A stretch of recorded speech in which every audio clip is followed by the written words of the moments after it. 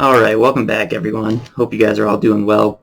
We're going to continue reading from Proofs of a Conspiracy Against All Religions and Governments of Europe, published in 1798 and written by John Robison. To recap real quick, we are reading correspondences between Adam Weishaupt, who was the Jesuit founder of the Order of the Illuminati, and some of his colleagues. And these letters were used in court proceedings in the 1700s after the group was exposed. So let's pick up where we left off. It says here, Spartacus to Cato. Spartacus is the pseudonym of Adam Weishaupt. So whenever you see Spartacus, it's referring to the founder of the Illuminati. And this is a letter he wrote to Cato, which is a code name for one of his colleagues. By this plan, we shall direct all mankind. In this manner, and by the simplest means, we shall set in motion and in flames. The occupations must be so allotted and contrived that we may, in secret, influence all political transactions.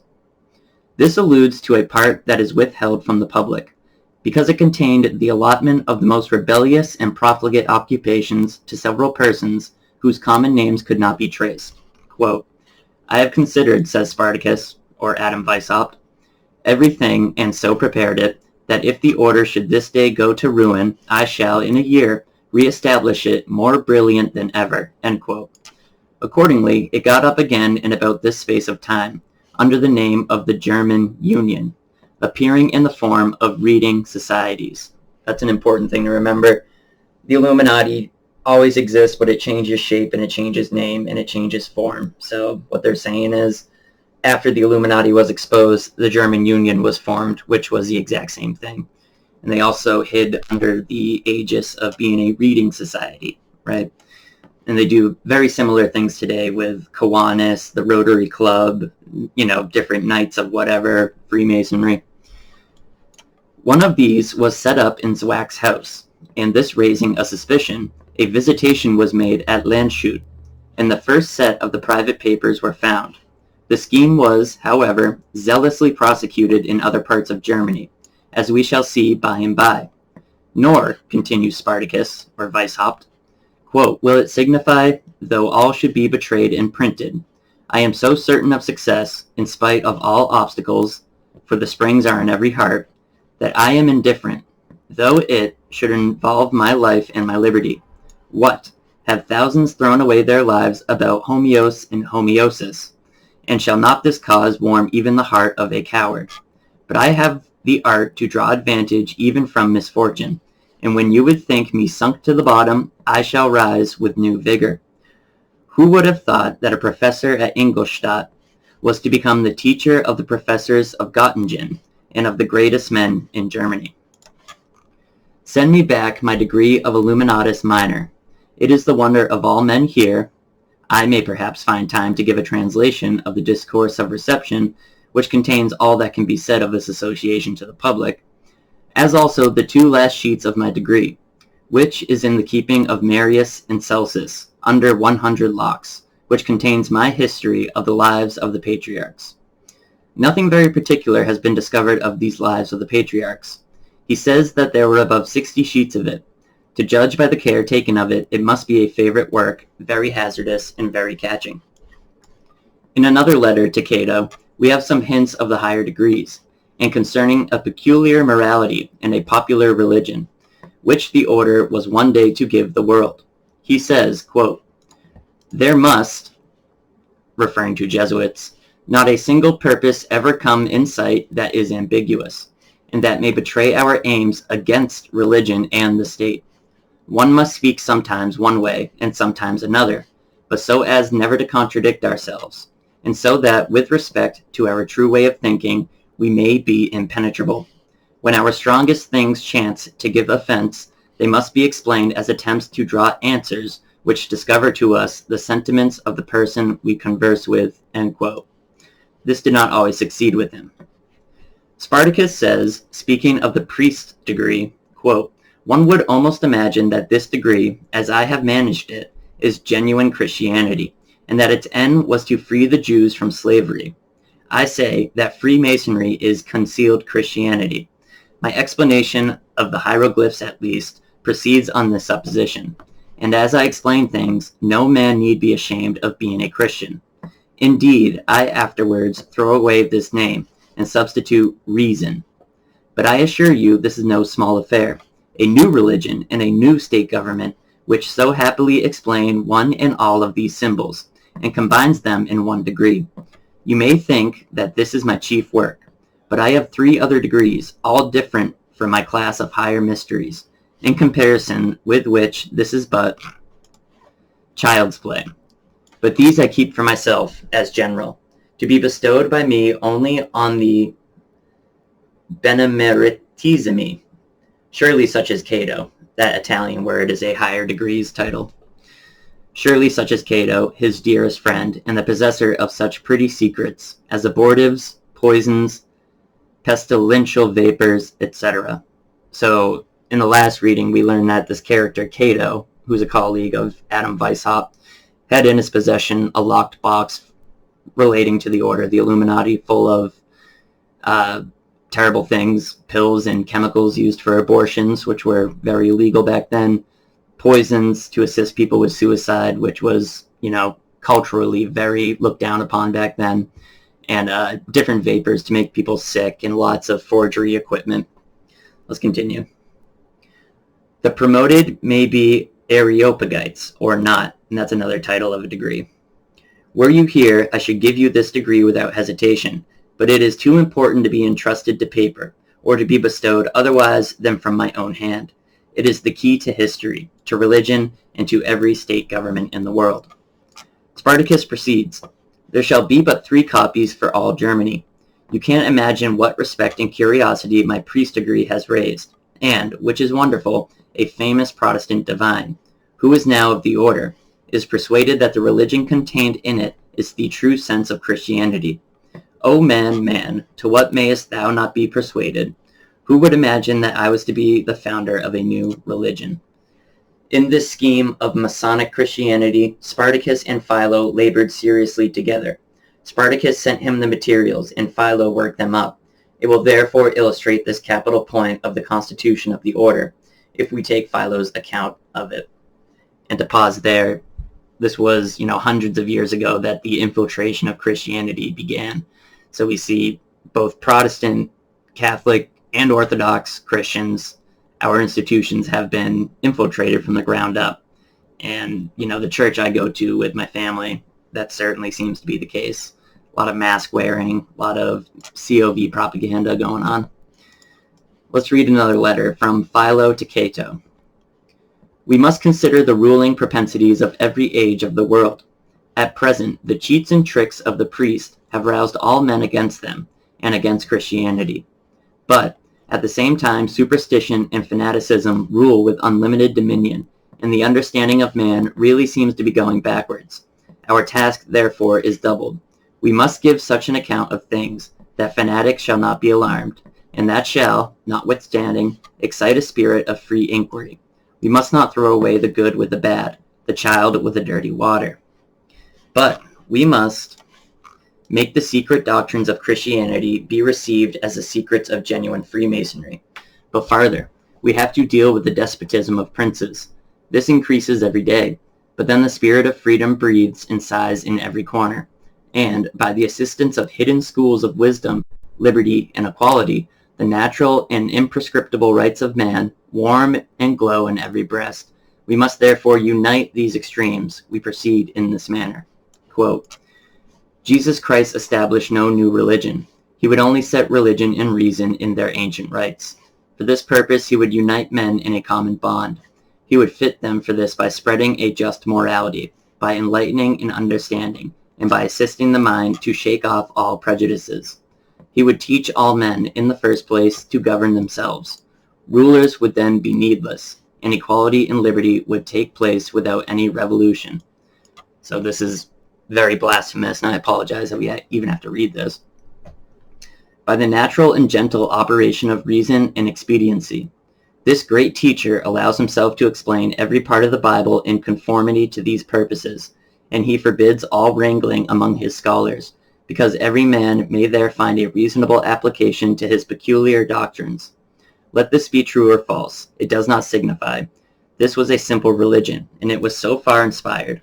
But the minds of his hearers were not fitted for receiving these doctrines. I told you, says he, but you could not bear it. Many therefore were called, but few were chosen. To these elect were entrusted the most important secrets, and even among them there were degrees of information. There was a 70 and a 12. All this was in the natural order of things, and according to the habits of the Jews, and indeed of all antiquity. The Jewish theosophy was a mystery, like the Eleusinian or the Pythagorean, unfit for the vulgar, and thus the doctrines of Christianity were committed to the adepti in a disciplina arcani. By these they were maintained, like the Vestal fire. They were kept up only in hidden societies, who handed them down to posterity, and they are now possessed by the genuine Freemasons, end quote.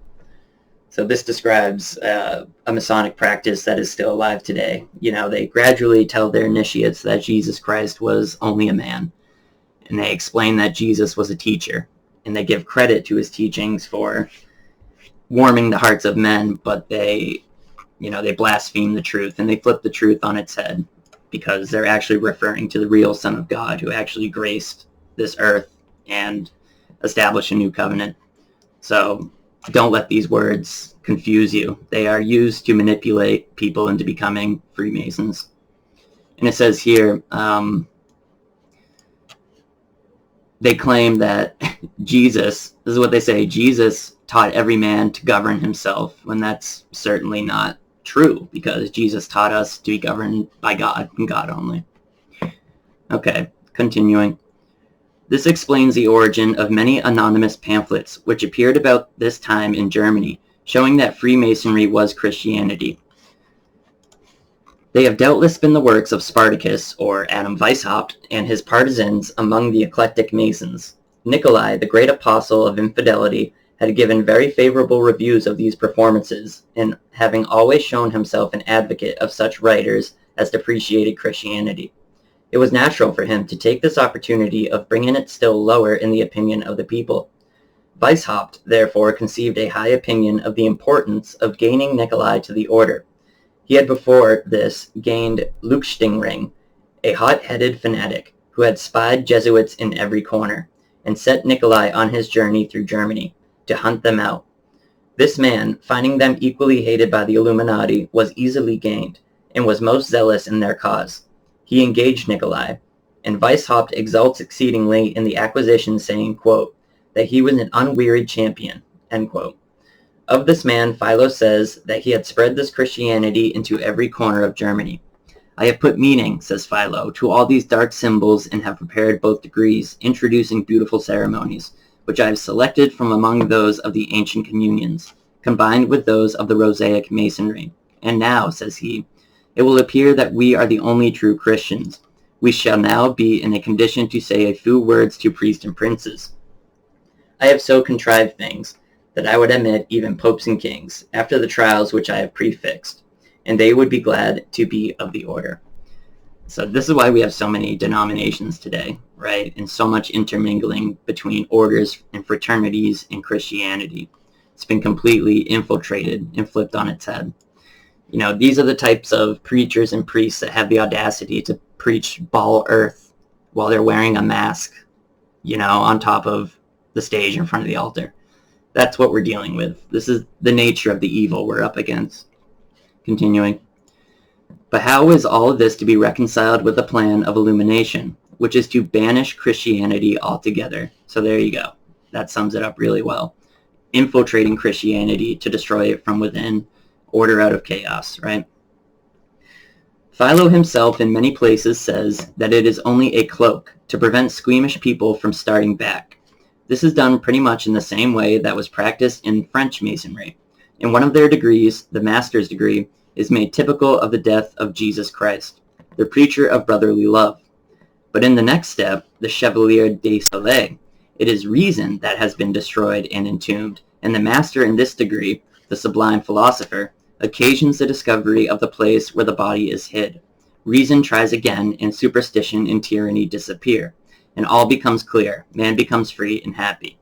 Sums it up perfect, right? They'll begin at the lower degrees telling the truth that Jesus is the Son of God, etc. And then as you raise those degrees higher, you slowly get indoctrinated into believing human reason to be the real meaning of Jesus. They say Jesus is personified human reason, right? And this is part of the satanic deception of Masonry. Let us hear Weishaupt again. We must first gradually explain away all our preparatory pious frauds, and when persons of discernment find fault, we must desire them to consider the end of all our labor. This sanctifies our means, which at any rate are harmless, and have been useful, even in this case, because they procured us a patient hearing, when otherwise men would have turned away from us like petted children. This will convince them of our sentiments in all the intervening points, and our ambiguous expressions will then be interpreted into an endeavor to draw answers of any kind, which may show us the minds of our pupils. Second, we must unfold, from history and other writings, the origin and fabrication of all religious lies whatever. And then third, we give a critical history of the order, but I cannot but laugh when I think of the ready reception which all this has met with from the grave and learned divines of Germany and of England, and I wonder how their William failed when he attempted to establish a deistical worship in London.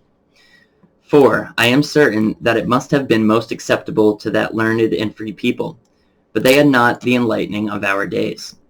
I may here remark that Weishaupt is presuming too much on the ignorance of his friend, for there was a great deal of this enlightening in England at the time he speaks of, and if I am not mistaken, even this celebrated professor of irreligion has borrowed most of his scheme from this kingdom.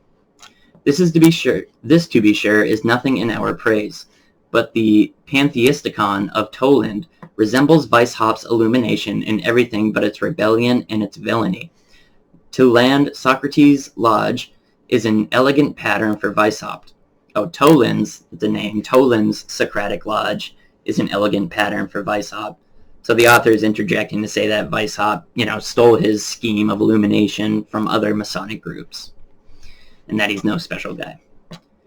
And talking about Toland, his triumph of reason, his philosophic happiness, his God, or anima mundi, are all so like the harsh system of Weishaupt that I am convinced that he has copied them, stamping them with the roughness of his own character. But to go on, Weishaupt says of the English, quote, their poet Pope made his essay on man a system of pure naturalism, without knowing it, as brother Chrysippus did with my priest's degree, and was equally astonished when this was pointed out to him.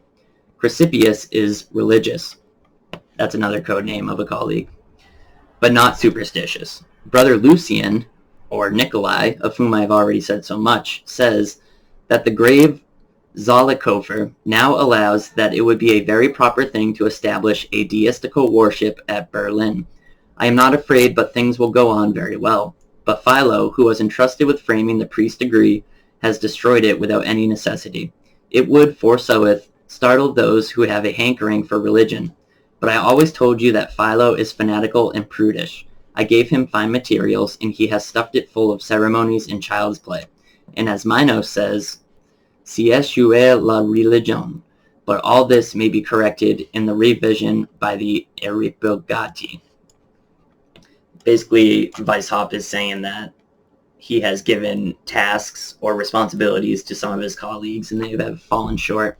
And those tasks have to do with infiltrating churches and slowly indoctrinating the members into believing reason is God. Continuing. I have already mentioned Baron Neig's conversion to Illuminism by the M. de Constanza, whose name in the order was Diomedes. Neig, who is actually Philo. So yeah, Constanza is Diomedes, and Neig is Philo.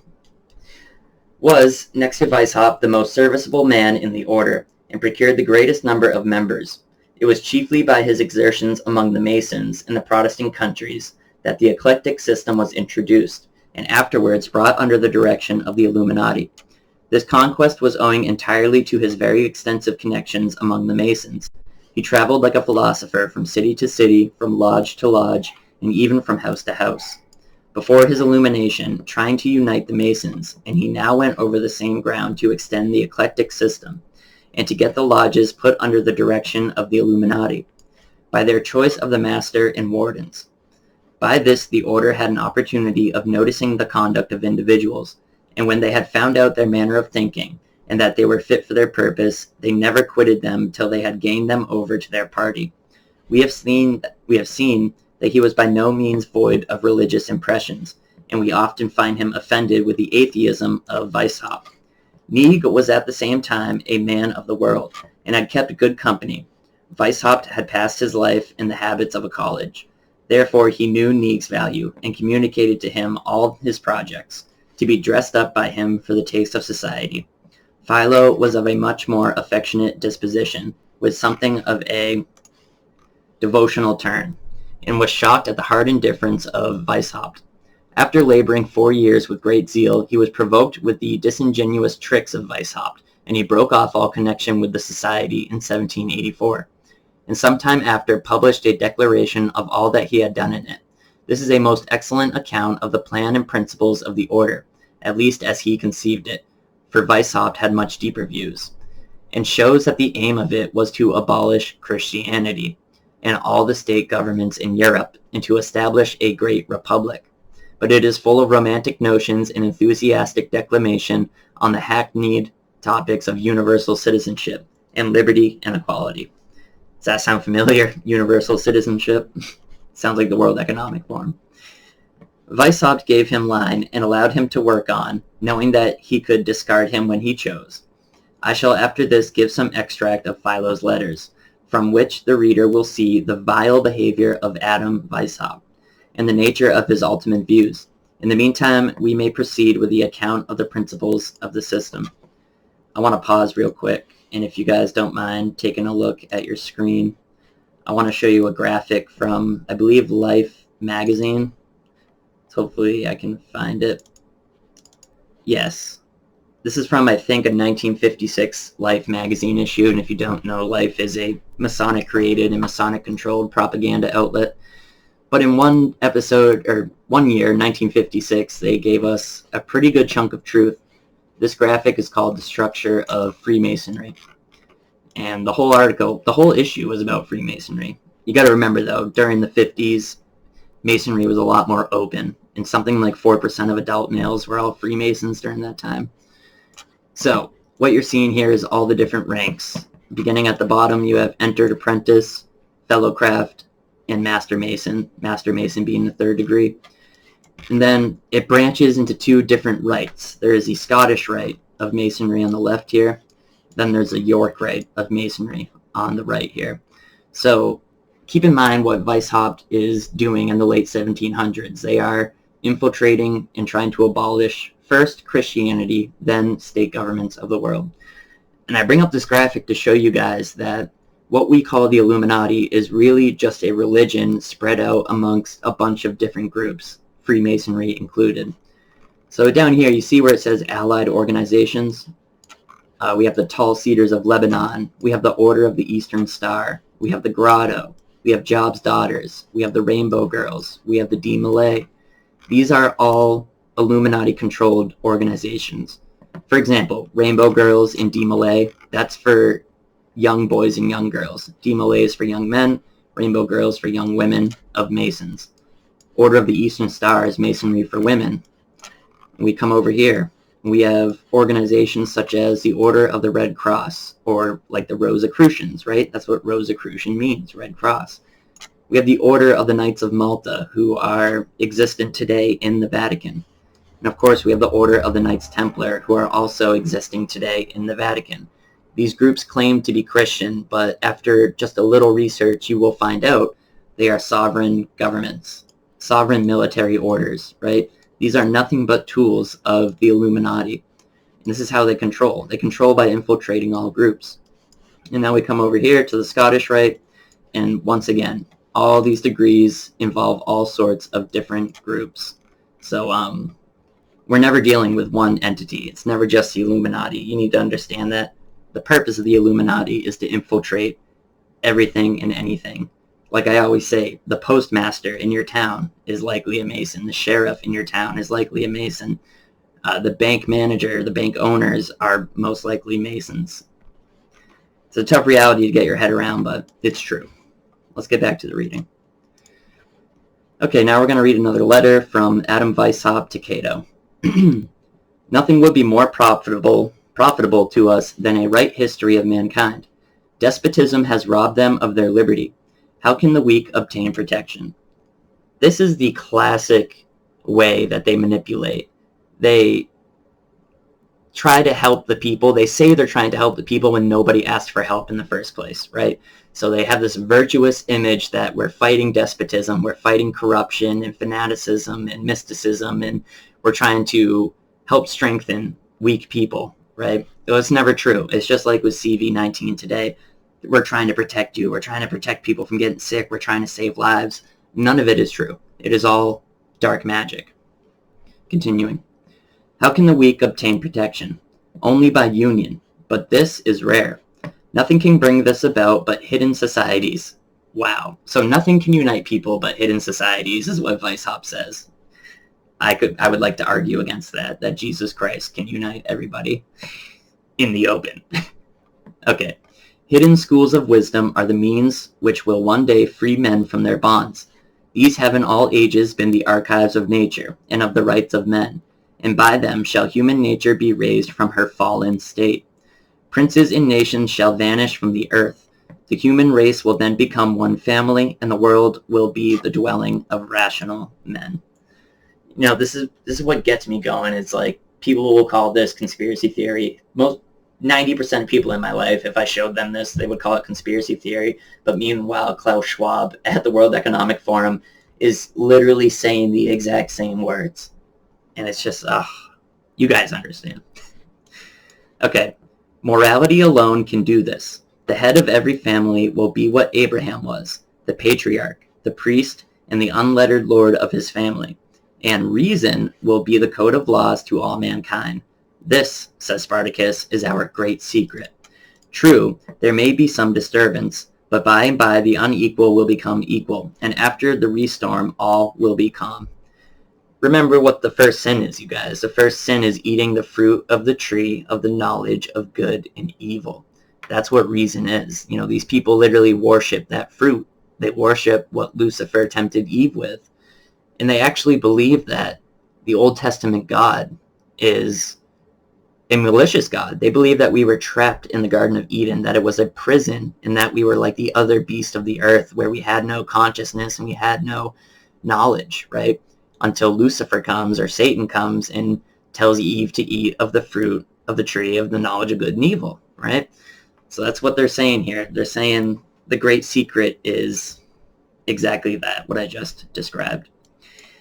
Awful. Let's keep reading. Can the unhappy consequences remain when the grounds of dissension are removed? Rouse yourselves, therefore, O men, assert your rights, and then will reason rule with unperceived sway, and all shall be happy. Morality will perform all this, and morality is the fruit of illumination. Duties and rights are reciprocal. Where Octavius has no right, Cato owes him no duty. Illumination shows us our rights, and morality follows. That morality which teaches us to be of age, to be out of wardenship, to be full grown, and to walk without the leading strings of priests and princes. Here's another quote from it. This might be a tough one. Jesus of Nazareth, the Grand Master of our order, appeared at a time when the world was in the utmost disorder, and among a people who for ages had groaned under the yoke of bondage.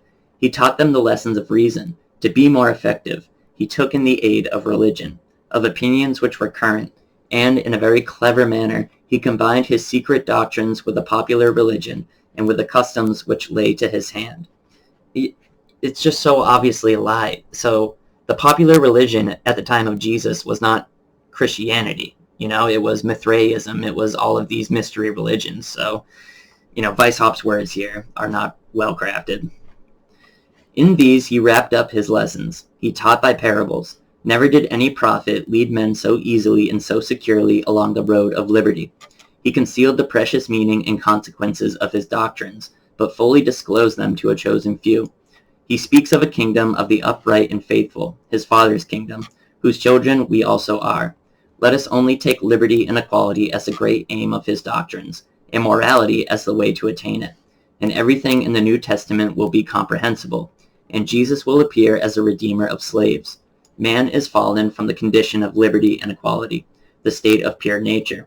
He is under subordination and civil bondage, arising from the vices of man. This is the fall and original sin. The kingdom of grace is that restoration which may be brought about by illumination and a just morality.